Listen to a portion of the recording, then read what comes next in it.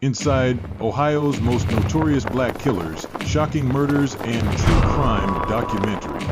Welcome back to Justice Reversed, where real crimes meet real justice. Number 1. Terrell Silver. It began with a stench that couldn't be ignored. A call about a boarded-up house in Cleveland led officers to a discovery that would haunt an entire community. 4 lives taken in one brutal act. The man at the center of this crime was 35-year-old Terrell Silver, already serving time at Trumbull Correctional Institution on separate robbery and weapons charges. But what investigators would uncover tied him to one of Ohio's most disturbing mass murders. In September 2019, between the 7th and the 21st, prosecutors said Silver entered a residence near East 144th Street and Kinsman Road. Inside were 4 young people: Dejuan DeMar Willis, 20, Christopher Monroe, 23, Ayanna Quitman, 19, and Jasmine Lawson, just 18 and visibly pregnant. Witnesses later testified that Silver knew Monroe, known as Chop, and tension between them had been escalating. What happened next left no survivors. The victims were shot multiple times while lying on 2 mattresses. Silver then fled, leaving the bodies to decompose in the abandoned house. It was only when neighbors reported a foul odor that police made the horrifying discovery on September 21, 2019. One 911 caller described it simply, "Something dead in there." The investigation was painstaking. DNA linked Silver to a disassembled firearm, and a ballistics expert tied a shell casing at the scene to a gun he had used in a later shooting. A jailhouse witness said Silver admitted to killing a pregnant woman and described the room with chilling accuracy. Prosecutors argued the murders were calculated, with Silver targeting Monroe and ensuring no witnesses were left alive. Silver denied it all. In court he said, "I did not kill any of those 4 people. I've never even been in that house." His defense team called the DNA evidence weak, pointing out multiple contributors. Yet the jury saw differently. On September 16, 2024, after 5 days of testimony, Silver was convicted of 7 counts of aggravated murder, 4 counts of murder, 5 counts of felonious assault, 1 count of attempted murder, and 1 count of aggravated burglary. The judge added 2 weapons charges. Silver stood silent as he was sentenced to 5 consecutive life terms without parole, plus 30 additional years. The courtroom was heavy with grief. Prosecutor Michael O'Malley called Silver the worst of the worst. Tammy Quitman, mother of Ayanna, told him, "You destroyed 4 families and 5 lives, and for what? I will never be the same." Lawson's mother demanded answers. "The pregnant girl screamed when you shot her. Was she supposed to smile?" The case left a deep scar on Northeast Ohio, a reminder of how violence can devastate entire families. From it come hard lessons. Early violent behavior must never be dismissed. It often escalates. Personal disputes can be precursors to mass tragedy when weapons are involved. Community vigilance matters. Reporting unusual activity can uncover hidden crimes. In the end, the truth surfaced not by confession, but by the unmistakable presence of death. Justice, though delayed, ensured the silence of the victims would never be forgotten. Before moving on, if this truth hits you, press hype. Stand with the forgotten, amplify justice, and make sure silence never buries the voices of the lost. Number 2. Kayvon Warren. It began on a morning that should have welcomed new life, but instead it delivered death. In Cincinnati, Ohio, what should have been a day of birth became a day of mourning. The man at the center of the case is Kayvon Warren, 30 years old. At the time, he was in a relationship with 26-year-old India Kinnamore, who was 9 months pregnant with his son Kyrene. The couple also shared a 6-year-old boy. To family and friends, Warren once appeared as a quiet partner, but prosecutors now describe him as the orchestrator of a crime designed to erase both mother and child. On March 4, 2023, around 4:40 a.m., police were dispatched to the Hidden Meadows apartments. Inside, they found India on the floor of her living room, shot multiple times in the chest. She and her unborn son were pronounced dead at the scene. Just hours later, she had been scheduled for labor induction. Her 6-year-old son survived by hiding under the covers. He called his grandmother in panic, "Nana, come Come, somebody shot my mommy. I'm scared, my mommy's screaming. Prosecutors say the child heard everything. Investigators allege the crime was staged as a burglary. According to evidence, Warren left the apartment door unlocked, allowing co-conspirators Robert Irvin and Lamar Morris Suggs to enter. The timing was deliberate, hours before India was to give birth. The brutality was undeniable, a pregnant woman gunned down in her own home, her child's life taken before it began. The investigation took over 2 years. Digital forensics revealed damning details. Deleted text messages, call logs, and cell tower data placed Warren and his partners near the scene. Audio surveillance even captured the child screaming during the attack. Prosecutors highlighted one particularly chilling act. Warren had requested bereavement leave from his job days before the murder. Proof, they said, of premeditation. When the indictment was announced in August 2025, Warren appeared in court flanked by attorneys. Calm in demeanor, he denied involvement. His lawyer, Clyde Bennett, claimed Warren was guilty by association and insisted he wanted this child, he did not want her harmed. But prosecutors painted another picture. A man unwilling to face fatherhood, financial strain, and responsibility, who made a deadly choice to eliminate both mother and baby. The reaction was immediate. Prosecutor Connie Pillich called the case heartbreaking, saying, "This should have been one of the happiest days of India's life. Instead, the father of the child conspired to kill her." India's mother, Terry Keenamore, expressed relief after 2 years of waiting. "I never gave up. Now I can tell her they've been caught and justice will be served." From this case emerged critical warnings. Trust your instincts in relationships when actions don't match words. Recognize that pregnancy can heighten risks in abusive dynamics. And remember that technology, texts, calls, locations, can expose the truth when lies are used to hide violence. Life and death often share the same doorstep, but only choices determine which one enters. Number 3. Amber C. Hill. It was not the scream of children, but the silence of water that revealed a crime too painful to comprehend. In Cleveland, Ohio, the morning of October 1, 2007, turned into one of the city's darkest days. The woman at the center of the case was Amber C. Hill, just 22 years old. At first glance, she was a young mother trying to raise her daughters, Janelle, 4, and Cecess, 2. But beneath that surface, Hill was battling severe depression, hallucinations, and voices that urged her toward destruction. That morning, prosecutors said, she cried alone in her bedroom before running a bath. She placed her daughters in the tub, then listened to voices, her mother's, her boyfriend's, and a demonic whisper that told her to do it. Hill first held Janelle under the water until the girl stopped fighting. Then she drowned Cecess, who looked up at her through the water before going still. When the act was done, Hill called the children's father, Jamie Cintron, who worked at a nearby Burger King.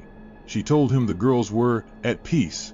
Cintron rushed home, found Hill staring blankly on the sofa, and then discovered his daughters submerged in the tub.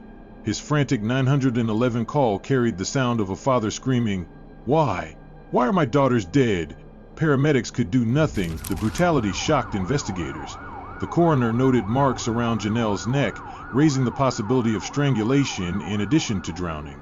Prosecutor Bill Mason sought the death penalty, stating, "The victims, being 4 and 2 years of age, represent perhaps the most vulnerable in our society." The investigation revealed a troubled history.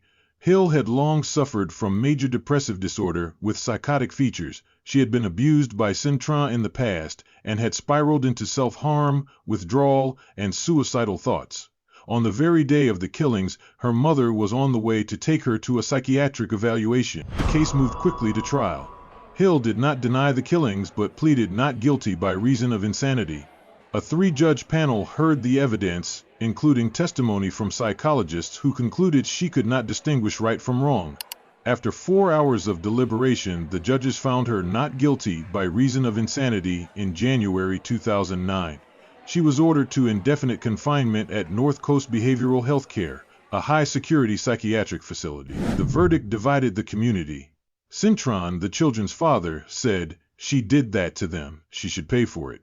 Hill's mother, sobbing in court, thanked God her daughter would receive treatment and called for greater awareness of mental illness. The case fueled national debate over the insanity defense, some calling it justice, others a loophole. From this tragedy, 3 lessons emerge.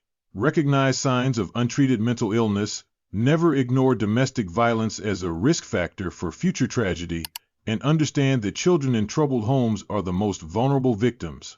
Awareness may prevent repetition. In the end, the water of that bathtub drowned more than 2 young lives. It drowned a community in grief and left a nation questioning mercy and justice. Number 4. Anthony and Nathaniel Cook. In Toledo, Ohio, fear spread not from rumor, but from bodies, young, innocent, and brutally discarded. For nearly a decade, the city lived under the shadow of 2 brothers, whose crimes redefined horror. The names were Anthony H. Cook and Nathaniel Cook. Anthony, born in 1949, became the dominant figure, described by investigators as cold, calculating, and remorseless. Nathaniel, 9 years younger, often followed his brother's lead.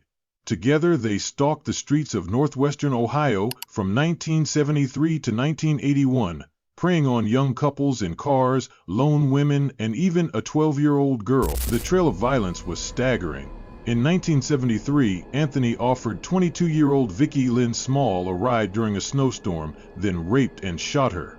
After his release from prison in 1979, he and Nathaniel began a killing spree.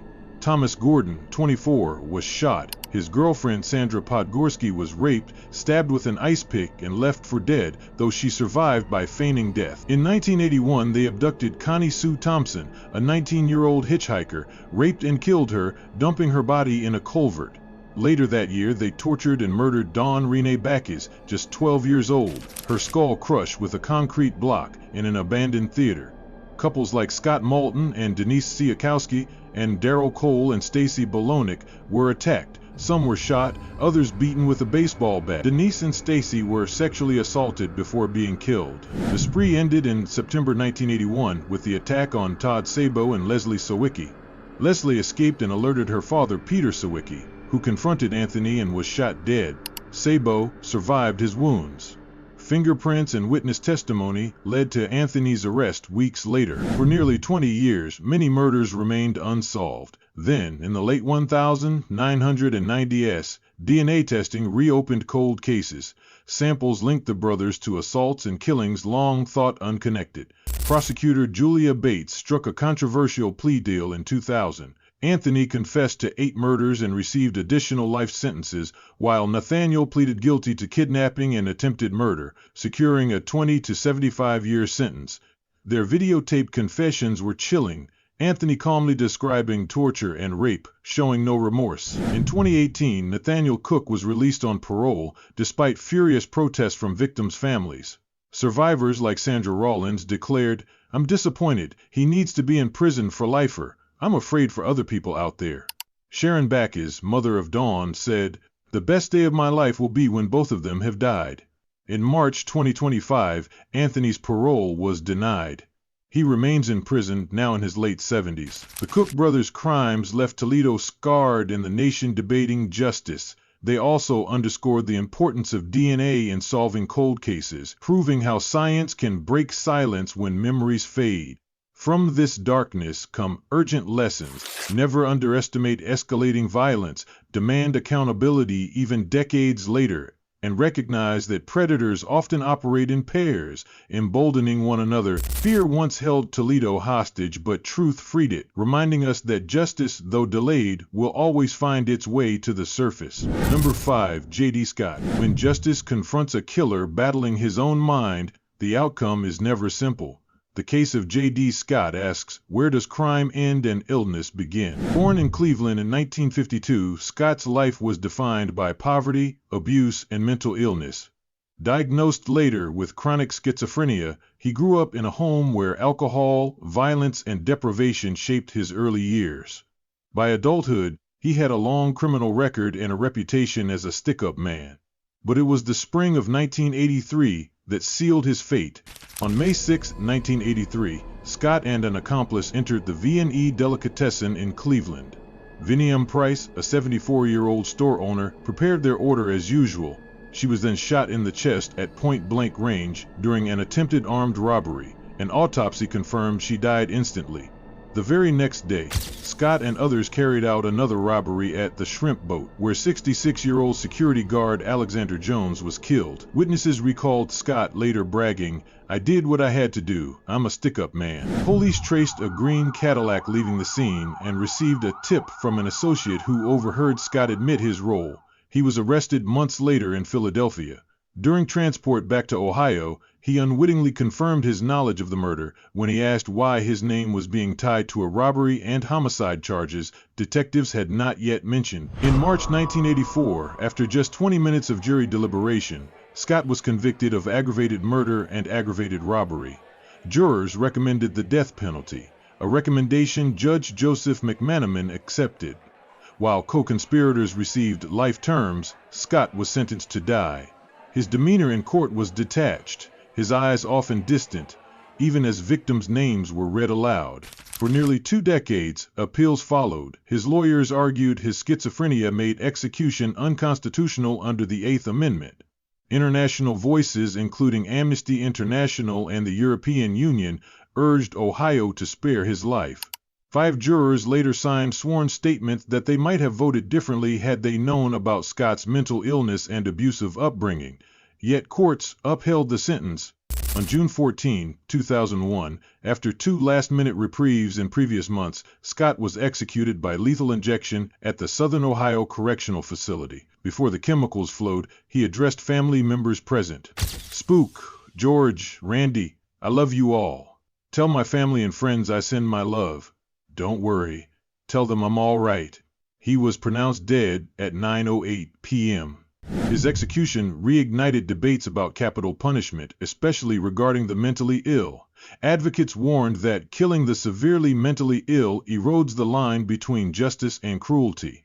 Ohio officials, however, defended the process as lawful and necessary. From this tragedy, 3 warnings resonate. Untreated mental illness can escalate into violence if ignored. Robbery often spirals into homicide when weapons are introduced, and flawed trials can leave lasting scars on justice itself. In the end, the case of J.D. Scott forces us to ask, when punishment silences a life shaped by madness, does justice serve truth or merely our desire for finality? Number 6. Reginald Brooks. On a Saturday morning in March 1982, East Cleveland awoke to a crime so disturbing that even seasoned investigators struggled for words. It was not a stranger's attack. It came from inside a family's home. The man behind it was 36-year-old Reginald Brooks, a husband and father. By then, his marriage was collapsing. He had not worked since 1976, leaving his wife Beverly to support the household. Arguments turned violent, and Brooks had grown increasingly paranoid, convinced that people were poisoning him. 2 days before the murders, Beverly filed for divorce. Prosecutors would later argue this was the breaking point. On March 6, Beverly left for work at 7:15. A.M. neighbors saw Brooks walking his dog minutes later. By 8 o'clock a.m. he had turned up the stereo to mask gunfire and executed his 3 sons, Reginald Jr. 17, Vaughn 15, and Niarchos 11, as they slept. The youngest was shot through the blanket still pulled over his head. When Beverly returned that afternoon, she found them in their beds. Her screams filled the neighborhood as she called the police. Detectives moved quickly. Brooks had boarded a bus toward Las Vegas. 2 days later, he was arrested in Utah. Inside his suitcase was the .38 caliber revolver, still loaded. Fingerprints on the ammunition and ballistic testing confirmed his guilt. At trial, Brooks waived a jury. A 3-judge panel heard the case. Prosecutors detailed his planning. He bought the gun days earlier, confirmed he would be home alone with the boys, and cranked the stereo to cover the shots. The judges concluded he acted with prior calculation and design. On November 3, 1983, he was sentenced to death for 3 counts of aggravated murder. Defense attorneys argued he suffered from paranoid schizophrenia. A court-appointed psychiatrist acknowledged his diagnosis, but testified he was sane and understood his actions. Brooks never admitted guilt. Instead, he offered conspiracies that police or relatives framed him. Prosecutor Timothy McGinty called the murders merciless, while Beverly Brooks described them as an act of revenge. For decades, appeals centered on his mental state. His lawyers cited schizophrenia, post-traumatic stress, and psychogenic amnesia. The Ohio Supreme Court rejected these claims. Amnesty International, Sister Helen Prejean, and even the European Union urged clemency, arguing international law opposed executing the mentally ill. Governor John Kasich denied the request. On November 15, 2011, nearly 30 years after the killings, Reginald Brooks was executed by lethal injection in Ohio. He gave no last words. Instead, strapped to the gurney, he raised both middle fingers toward the witness area where his ex-wife sat. Beverly and relatives wore white shirts printed with photos of the three boys. "Our nephews are gone," her sister Monica Steffen said. "The memories we'll always have, the what-ifs we'll always have." This case reminds us of three lessons. Unresolved domestic conflict can escalate into unimaginable violence. Untreated mental illness can turn paranoia into tragedy. And ignoring threats inside families leaves children unprotected. The Brooks murders reveal how quickly vengeance can shatter innocence. Justice punished the crime, but it could never restore the silence of three sons lost in their sleep. Number 7. Roderick Davie. It began as just another workday in Ohio, but by the time the sun rose higher, 2 lives were gone and 1 man barely clung to survival. Roderick Davie, only 19, had once worked at the Veterinary Companies of America warehouse in Trumbull County. Fired months earlier after a fight with the owner, he returned on June 27, 1991, carrying a black revolver. Inside the building were 3 employees, William Everett, John Coleman, and Tracy Jeffries. What followed was not a robbery gone wrong, but a calculated act. Davie ordered the 3 to the floor. Witness Everett later testified that Davie looked at them and asked, "So, you all work for VCA, huh?" Seconds later, shots rang out. Everett was struck in the head, shoulder, and arm but survived. Coleman was killed instantly.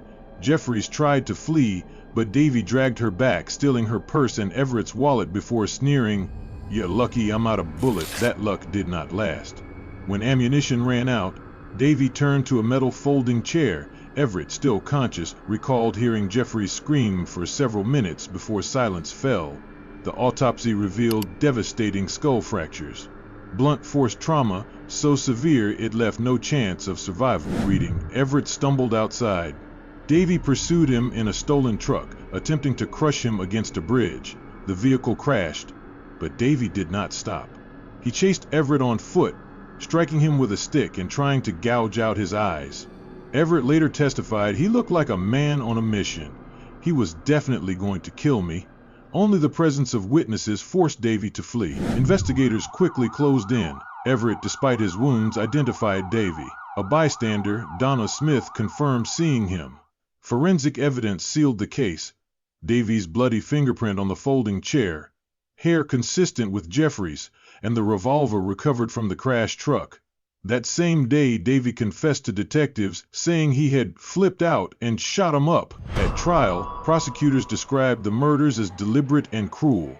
Jurors convicted him on multiple counts of aggravated murder, kidnapping, and attempted murder.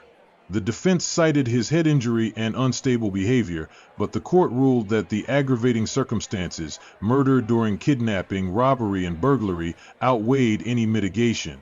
He was sentenced to death. Over the next 2 decades, Davie appealed. Courts upheld the conviction and penalty at every level. On August 10, 2010, at the Southern Ohio Correctional Facility, he was executed by lethal injection. Facing the families, Davie's final words were, "I'm sorry. From the bottom of my heart, I mean that." For survivor William Everett, witnessing the execution was essential. "I needed him to know I was in the room. This is justice." Such cases serve as harsh reminders. Violence often grows from unresolved conflict. Paying attention to threats, valuing workplace safety, and acting when danger signs appear can prevent tragedies. One morning of rage ended with 2 lives stolen, 1 scarred forever, and a final reckoning inside the death chamber. Proof that one decision can seal destiny. Number 8. Vernon Lamont Smith. In Toledo, Ohio, a neighborhood market that once symbolized daily routine became the scene of a killing that stunned the city and left a family forever broken. On May 26, 1993, 21-year-old Vernon Lamont Smith walked into the Woodstock market with accomplice Rembert Bryson, while their partner, Lamont Layson, waited outside in a car. Smith carried a revolver. Behind the counter was store owner Sohail Darwish, a 28-year-old Palestinian immigrant, known by locals as hard-working and kind. Visiting at that moment was former co-worker Osan Tabu. What unfolded was swift and brutal. Smith pointed the gun and shouted, "Open the cash register, motherfucker." Darwish complied. Bryson struggled to open the drawer, forcing Darwish to do it himself. Smith escalated further, demanding, "Empty your wallet, motherfucker." As Darwish reached, Smith fired a single shot into his chest. The bullet severed an artery, leaving him to bleed to death behind the counter. Smith also robbed Tabu before fleeing. In the getaway car, he complained, "I forgot the beer." When asked why he fired, he said coldly, "He moved too slow. He took too long." He added, "F him. He is in our neighborhood anyway. He shouldn't be in our neighborhood with a store." Police moved quickly. Within 2 weeks, Tabu identified Bryson in a photo lineup, then picked Smith as the gunman. Bryson and Layson, seeking lighter sentences, pled guilty and testified against Smith. The prosecution called the crime senseless, unprovoked, and tragic.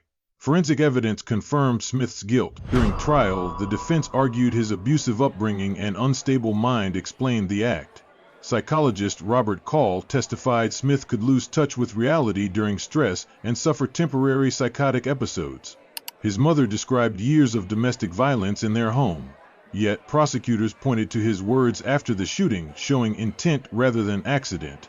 The jury convicted him of aggravated murder during aggravated robbery. When the verdict was read, Smith sat stone-faced, showing no visible remorse. The judge emphasized the cruelty of killing a cooperative unarmed victim and sentenced him to death. Smith's appeal stretched nearly 2 decades. Courts at every level upheld the ruling. Governor Ted Strickland denied clemency. On January 7, 2010, at the Southern Ohio Correctional Facility, Smith was led into the execution chamber. Wearing a white kufi cap, he made no apology. His final words were the Islamic creed, "There's no God but God, and Muhammad is his prophet." At 10:28 a.m. he was declared dead by lethal injection, making him the second inmate in the U.S. executed with a single drug method. Victim's widow, Charlotte Darwish, and daughters Dolly and Mona watched in silence. This tragedy highlights urgent lessons. Never dismiss early signs of escalating violence, understand how prejudice can fuel deadly actions, and recognize that weapons in unstable hands turn ordinary moments into irreversible loss. One gunshot inside a neighborhood store not only ended a man's life but reshaped the course of justice in Ohio. A reminder that seconds of violence can define generations. Number 9. Robert G. Rembert. He drove buses, he drove trucks, but beneath the ordinary surface, he was driving toward murder. For nearly 2 decades, his path through Ohio left bodies behind. His name was Robert Gene Rembert Jr., born in 1970, once known as a bus driver in Cleveland and later as a long-haul trucker. Outwardly quiet, he blended into everyday life. In reality, prosecutors would later call him a serial killer, responsible for the brutal deaths of at least 5 people between 1997 and 2015. The first confirmed case came in May 1997, when Rena Mae Payne, 47, was found strangled and beaten in a locked restroom at a Cleveland bus station. At the time, Rembert worked as a driver with access to that restroom, but the case went cold. Months later, in December 1997, he shot and killed Dadrin Lewis, serving 6 years in prison for voluntary manslaughter, before being released in 2004. Free again, his violence continued. In June 2015, Kimberly Hall, 31, was found strangled, beaten, and raped in a field. Investigators traced her final phone calls directly to Rembert. Then, in September 2015, horror struck inside his own home. His cousin Jerry Rembert and family friend Morgan Nietzel, 26, were both shot in the head after an argument. Robert fled the house, stole Nietzel's car, and was arrested the following day at a truck stop. The investigation into his past quickly widened. DNA samples collected after his arrest connected him not only to Hall, but also to Payne's unsolved 1997 murder. Prosecutors stated plainly, "So far we know he purposefully executed 5 people. The brutality was consistent: strangulation, beatings, sexual assault, and execution-style shootings. Faced with overwhelming evidence, Rembert accepted a plea bargain. He admitted to 5 killings, including Payne, Lewis, Hall, Jerry, and Nietzsche. In 2018, he pleaded guilty to 2 counts of aggravated murder and 3 counts of voluntary manslaughter. Standing in court, his face somber, he expressed remorse. "I'm sorry for what I've done. I ask for forgiveness." But the label serial killer had already defined him. The judge sentenced him to life imprisonment with eligibility for parole after 30 years. Today, Rembert serves his sentence at Richland Correctional Institution in Ohio, while investigators in Pennsylvania continue probing whether his trucking routes conceal additional murders. The community's reaction was a mixture of shock and unease. Many questioned how a man linked to a 1997 homicide as a bus driver had escaped further scrutiny. Prosecutor Timothy McGinty noted that without DNA databases like CODIS, Rembert might never have been tied to multiple murders. Internationally, the case reignited debate about how transient jobs like trucking can shield serial offenders for years. The lessons here are sobering. Trust patterns of violence, even when early convictions seem minor. Demand accountability when suspects have privileged access to victims. And recognize the unmatched power of forensic databases to reveal hidden killers. In the end, his life sentence ensures safety, but it also leaves haunting questions of how many others crossed paths with him and never lived to tell the story. Number 10. Gregory McKnight. Some crimes are not discovered by their violence, but by what they leave behind. Hidden bodies, unanswered questions, and a community torn apart. In Ohio, Gregory McKnight's path through crime led him to death row. Born in 1976, Gregory B. McKnight first entered the justice system at just 15, when he robbed and fatally shot a man in Columbus in 1992. He served a short juvenile sentence before being released in 1997. But freedom gave way to darker crimes.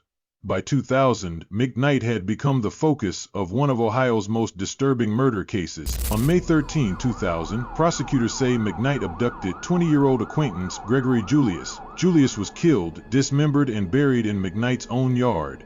Months later, on October 11, 2000, McKnight and 2 others broke into a home, stealing firearms. Then, on November 3, 2000, McKnight followed Emily Murray, a 20-year-old Kenyan college student, and his co-worker as she walked home. He kidnapped her, shot her in the head, and hid her body wrapped in a carpet inside his trailer. For weeks, Murray's disappearance was a mystery that gripped her campus and community. The breakthrough came when her car was discovered in McKnight's driveway. A search of his property revealed her decomposing body, along with skeletal remains later identified as Julius. The gruesome discovery left investigators and families shattered. At trial, prosecutors detailed the brutality. Murray executed with a single gunshot, Julius dismembered and hidden. They emphasized premeditation, noting how McKnight stalked Murray before abducting her. Jurors heard how aggravating circumstances, including kidnapping, allowed the state to pursue the death penalty. In October 2002, after less than an hour of deliberation, a jury convicted McKnight of aggravated murder, kidnapping, robbery, receiving stolen property, and complicity. He was sentenced to death for Murray's murder, plus life for Julius's killing, and additional years for related charges. McKnight showed little emotion as the sentence was read. Later, he would tell lawyers he once volunteered for execution, though he later withdrew that statement. His defense raised allegations of racial bias, arguing that white jurors used racial slurs during deliberations. They also claimed the state pursued a death sentence for Murray, who was white, but not for Julius, who was black, despite similar facts. Appeals citing these claims reached the Ohio Supreme Court but were denied. Today, McKnight remains on death row at Chillicothe Correctional Institution, his execution date on hold as Ohio struggles with lethal injection protocols. His case continues to stir debate about racial bias in capital trials and the fairness of the death penalty system. From this tragedy, critical lessons surface. Never ignore missing persons cases, no matter how ordinary the disappearance may appear. Recognize that early violent crimes often foreshadow escalating brutality, and understand how systemic bias can influence who receives life and who receives death. In the silence of buried remains, a deeper truth is heard. justice must be fair, or it risks becoming just another form of violence. From Cleveland to Cincinnati, these crimes prove that Ohio's darkest killers leave behind not just bodies, but echoes that never fade. Families torn apart, justice delivered, and lessons carved in blood remind us that violence always has a price. But the question remains, how many more truths still hide in silence, waiting to be uncovered? If you don't want to miss the next case where justice collides with horror, make sure to subscribe to Justice Reversed and tap the notification bell, because here, we bring you the stories others bury. And we won't stop until every voice is heard and every crime is revealed.